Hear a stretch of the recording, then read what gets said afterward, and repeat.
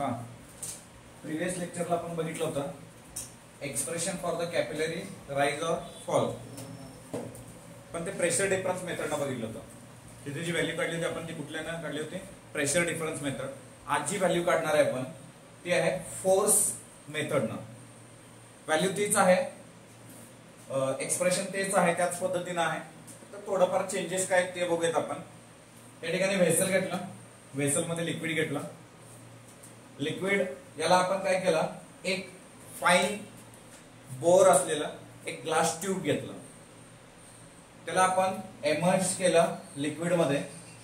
Liquid surface पासून त्या tube मध्ये लिक्विड काहीतरी हाईट वर काय होतं, राईज होतं. या जितक्या हाईट वरती काय होतं, राईज होतं.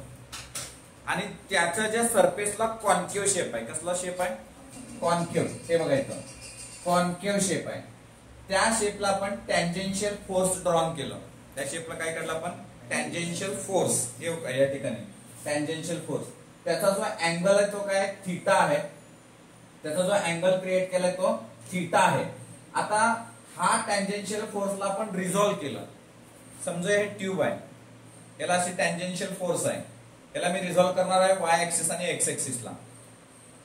रिझोल्युशन म्हणजे काय, या फोर्सला स्प्लिट करायचं आपल्याला एक्स आणि वाय ऍक्सिसला. आता स्प्लिट करताना बघा, ज्याच्यासोबत अँगल क्रिएट केलाय त्याला कॉस थिटा लिहिलं, एफ टी कॉस थिटा.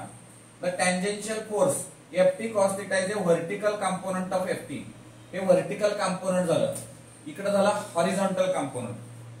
इथे एक horizontal F T sine theta, F T sine theta, F T sine theta, F T sine theta, हे सगळ्या ऑलराऊंड इकडे फोर्सेस आहेत. हे सगळे फोर्सेस कॅन्सल आउट झाले. एफ टी साइन थिटा आपल्याला काय झालं रे, कॅन्सल झालं.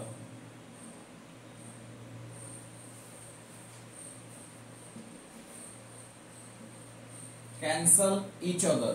ओके, हे एकमेकाला कॅन्सल केले. पण एफ टी कॉस थिटा काय होत असेल, एफ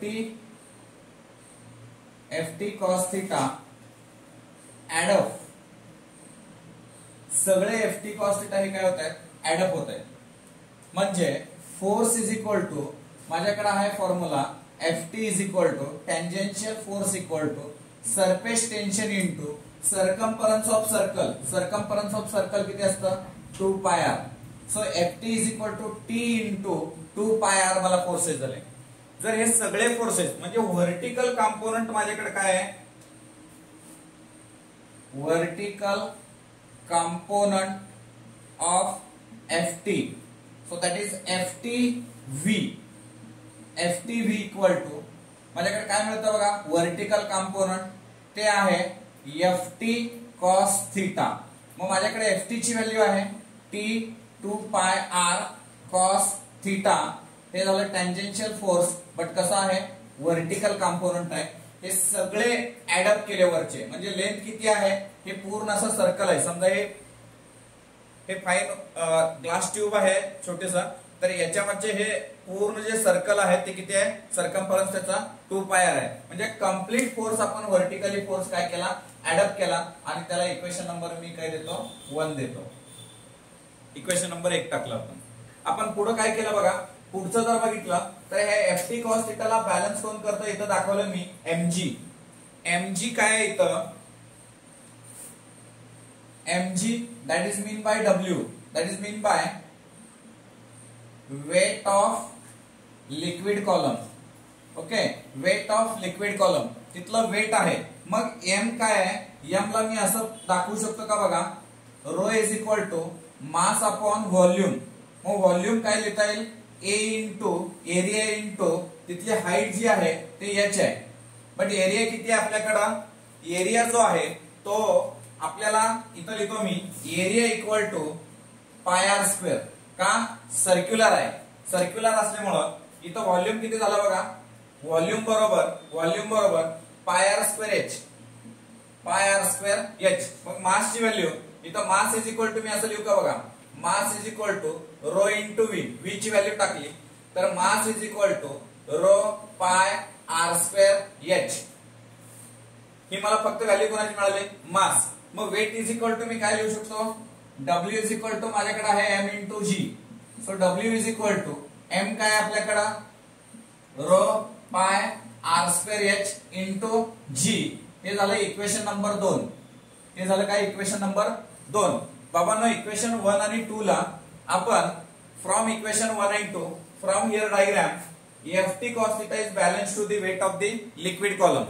म्हणजे ftv is balanced to the कुणाला रे mg weight of liquid column. म्हणून जर हे दोघं एकमेकाला इक्वल असतील तर मी याला काय लिहू शकतो बघा. या ठिकाणी मला काय काढायचं आहे याच्यावर ना हाईट काढायचं आहे. तर rho pi r square H G is equal to T 2 pi r cos theta. So H ची व्हॅल्यू मी इथंच ठेवतो, बाकीचे टर्म पलीकडे पाठवतो. T 2 pi r cos theta divide by हे rho pi r square G. आता इथं बघा एक आर इथला कॅन्सल झाला, एक रिमेनिंग आहे. हे पाय पाय कॅन्सल झालं तर रिमेनिंग काय राहिलं बघा. रिमेनिंग काय राहिलं h is equal to 2t cos theta 2t cos theta divide by r rho g. एक r रिमेनिंग राहिला ना इथं, एक r रिमेनिंग राहिला तर r रो g हे काय झालं आपल्याला हाईट झाली h झालं by using the force method. हे कुठल्या मेथडने काढलं आपण फोर्स मेथडने काढलं. याच्या आधीचं सुद्धा प्रेशर डिफरन्स सुद्धा काय आलं होतं हे सेम डेरिवेशन आलेला होतं. याच्यावरून आपण टी काढू शकतो, एच काढू शकतो. आर काय रेडियस आहे, रो काय डेन्सिटी आहे, जी काय एक्सेलरेशन ड्यू टू ग्रॅव्हिटी आहे. राईट.